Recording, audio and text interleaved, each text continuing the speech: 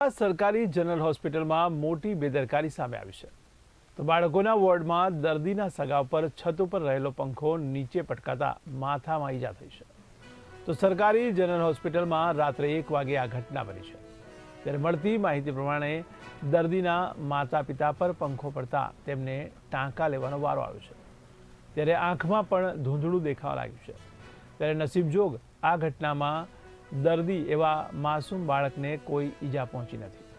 આ હોસ્પિટલના બિલ્ડિંગને રિનોવેશનને હજુ માંડ 1 વર્ષ જેટલો જ સમય થયો છે ત્યાં આવી એક ગંભીર ઘટના બની છે। આ ઘટનાને પગલે લોકોમાં પણ ભારે રોષ અને હોસ્પિટલની સુરક્ષા સામે અનેક સવાલો ઉઠી રહ્યા છે।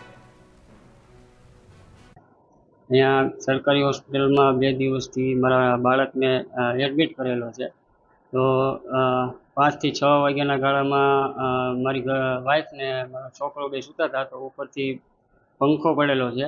આ તંત્રની ઘોર બેદરકારી કહેવાય અને એને નીચે લઈ ગયા તો બહુ બ્લડ જતું હતું તો ખાલી પટ્ટી બાંધી અને પાછી ઉપર મોકલી દીધા છે બરાબર। પછી અહીંયાના સ્થાનિક લોકો જે બીજા હતા એણે એમ કીધું કે ભાઈ આને બહુ લાગેલું છે વધારે ટાંકા આવે એમ છે ત્યારે આ લોકોએ ટાંકા લીધા। પૂછવામાં આવ્યું કે ભાઈ આંખનો ડૉક્ટર કોણ છે તો આંખનો ડૉક્ટર અહીંયા હાજર હતો નહીં। આંખના ડૉક્ટરનું એને એવું કીધું કે ભાઈ કાલ સવારમાં આવશે।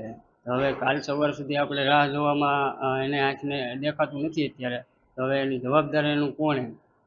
આજરોજ પીડિયાટ્રિક્સ વિભાગમાં દર્દીના સગા તેમની માતા પર એક્સિડન્ટલી આંખના ભાગ પર પંખો પડતા તેની આંખમાં અપર આઈલિડમાં ઈજા પહોંચેલી થયેલું હોવાનું જણાયેલું છે।